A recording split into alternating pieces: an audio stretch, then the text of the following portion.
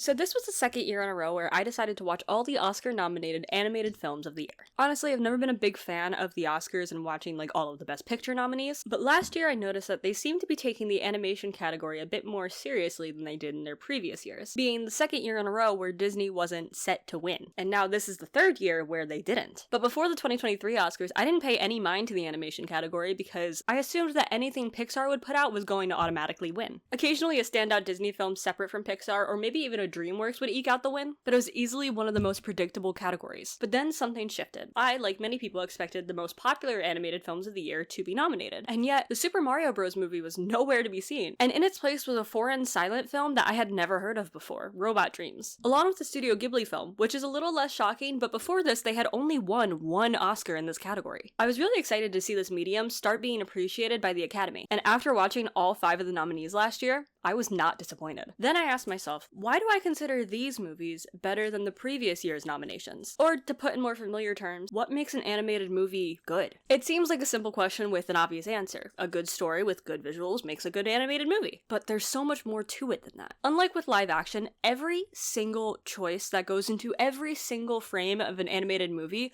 was made on purpose. From the texture of the clothes, to the design of the character, to how many clouds are in the sky in the background. Everything is placed on purpose. Everything is drawn. So knowing that, maybe every part of the movie is important. But let's start by talking about visuals. Studio Ghibli is renowned for its beautiful art style. I could watch any of these movies and just look at the backgrounds. Keeping in mind that this category was only introduced to the Oscars in 2001, it makes sense that the studio has 7 nominations, but it only has 2 wins. But just because a movie wins an Oscar, or even gets nominated, that doesn't automatically make it good. Right? Did you see how many nominations Emilia Perez got this year? Plus, there are some amazing animated movies that I can straight up tell you had terrible animation. Okay, maybe terrible's a little harsh, but look at this penguin. Or this one.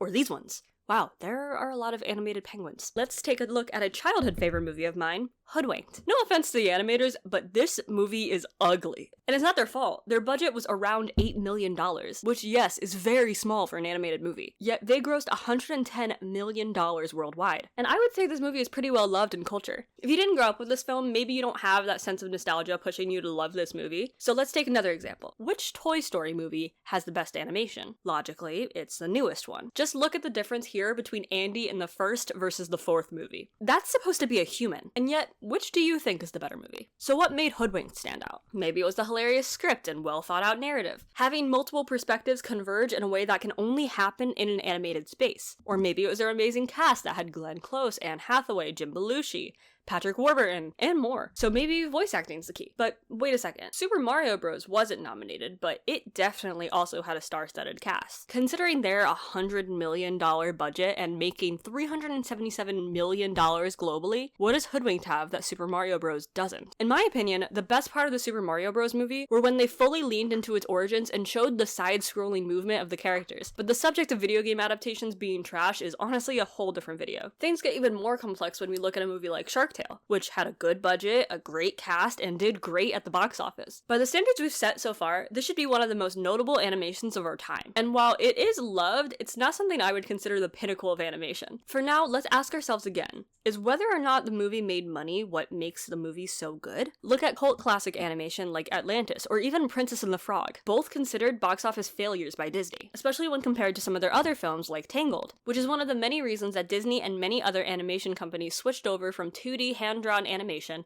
to 3D animation using CGI. CGI animation is cheaper to make and has a higher payout, but no one can deny the charm that comes with a classic 2D animation. For this comparison, we're gonna look at The Lion King, one of Disney's most popular movies ever. Then let's take a look at its ugly sibling, the live-action version, as well as the CGI animated sequel that no one asked for, Mufasa. I'll be honest with you, purely out of principle, I refuse to watch these movies. Not because I don't think they'll be good. I already know that they'll be good, because I know I like the story and the music of The Lion King. And visually, yes, they're stunning. But I hate the idea that these live-action remakes are replacing the classics that I grew up with. Part of the joy of animation is that you can do things you can't do in real life. And replacing that with CGI, to me, makes it lose all of its whimsy and fun. But how do you measure whimsy? Like everything else in this video, It's subjective. However, a good place to start is with character design. Look at how the Lion King's characters are so fundamentally different from each other to the point where you can tell their personalities apart just through visuals. Now look at the live action version. This is especially a problem with Mufasa, as young Mufasa and Scar are nearly identical because instead of fun and unique character designs, they just look like lion cubs. Again, I don't mean to imply that this movie isn't gorgeous, but I feel like I would get over the visuals pretty quick and eventually just be bored, especially if I was a kid. Another movie I think exemplifies this dichotomy is Aladdin. Look at how fun and interesting Robin Williams' depiction of Genie is.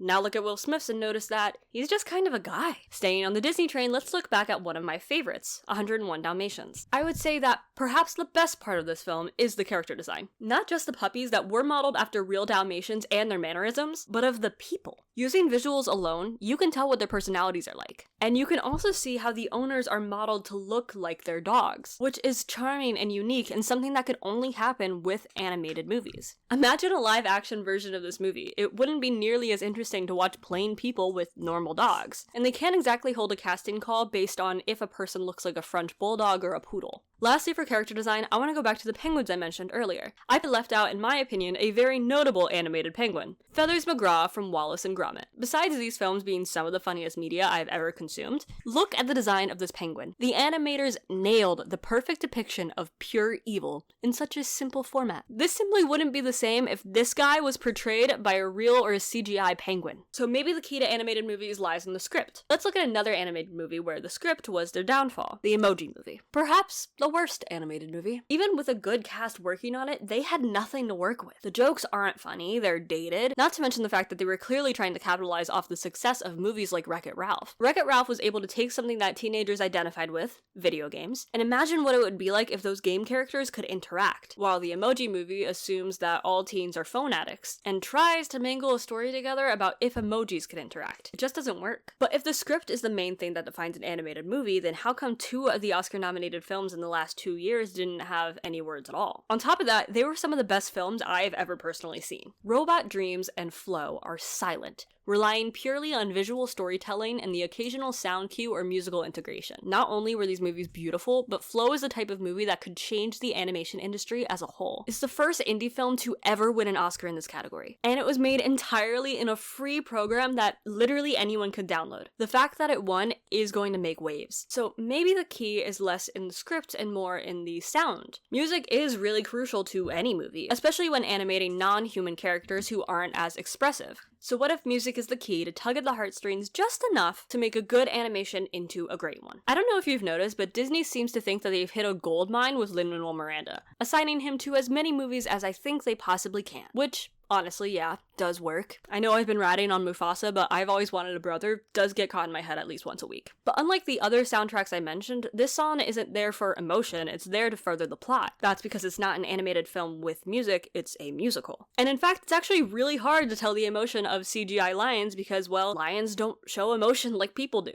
That's part of the reason the original Lion King is so beloved. I mean, look at the emotion on Simba's face here. It's like you can tell exactly what he's thinking. Meanwhile, more classic Disney and Pixar films also have amazing music that can set the tone as well as convey the story, all while getting stuck in your head. I think for animation, it's also really important to have original music that helps the movie stand out. This was another problem I had with the Super Mario Bros. Movie. It just felt like they were throwing in songs because they recognized that society as a whole likes these songs, but they didn't add anything to the story. The only song that got any recognition from this movie was Peaches, which is the only original one, but that was mostly because of Jack Black. Sound design is important for any movie, but when we look at something like Robot Dreams, which does use a pop song as one of the core elements of the movie, we can see how music can elevate the story itself. It's not thrown in as a fun, hey, you know this song moment. It's a crucial part of how these characters are connected. And the music of the rest of this movie is just as intentional, which Flow also captures with amazing attention to detail. So what does it all come together to mean? Are all the parts of animation equally important? Does just one aspect of the animated movie need to stand out enough to overrule all of the others? Or does the cohesion of all the parts matter the most? What is it that makes a good animated movie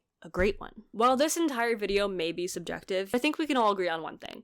The story is what's most important. But wait, there's more! The best animations use a combination of a good story and a unique way of telling it. I personally think that the best animations can't be made into live-action movies, because they take advantage of the limitless possibilities of animation. Giving lions human-esque emotions, or having a group of misfit creatures feel sorry for a beached whale. These are moments that can only happen in an animated setting. Think of the original concept of what if our kids' toys came to life when we weren't looking. It's a genius concept, but can you imagine it being done in any other format than animation? Of course not, because it takes advantage of the medium. I want to round up this video by talking about two of my favorite animated films. The first is Nimona, a Netflix original animated film based on a comic about a shapeshifter. The concept on its own is intriguing, but when you incorporate the characters and how they're portrayed on the screen, there is such a big step up in my appreciation for this film. Yes, the art style is beautiful, and the casting is great, but the intention of the detail is what makes the themes of identity and acceptance really stand out in a way that a live-action film could never recreate. Characters are slightly color-coded in a way that plays with your perception of good and evil. Nimona's shapeshifting forces the audience to accept the gender non-conforming role she fills in a society that has been written to hate her.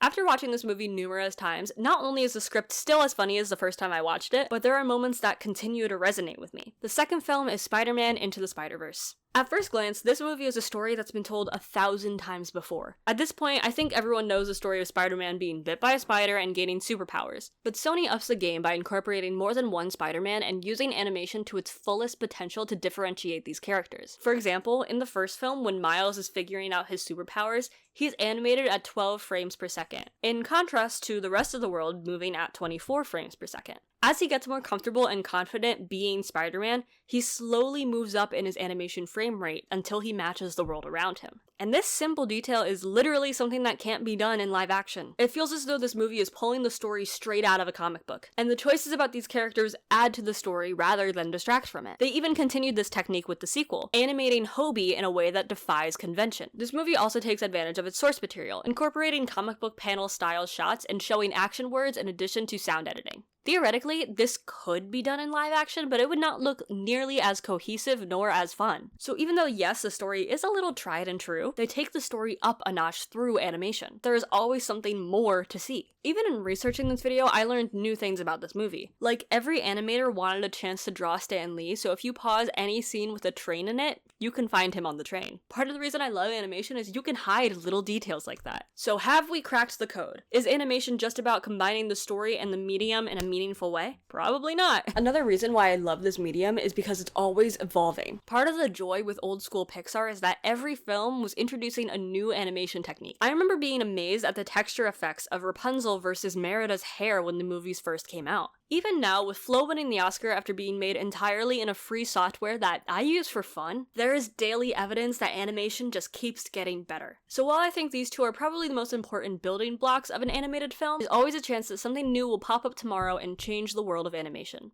Again. Thank you guys so much for watching this video. I actually had a really hard time writing the script for this one only because I couldn't think of a lot of animated movies that I didn't like. Also, I wanted to try and make a shorter video, so like and subscribe to see more, and I look forward to seeing you soon. Thanks, and I think that's about it.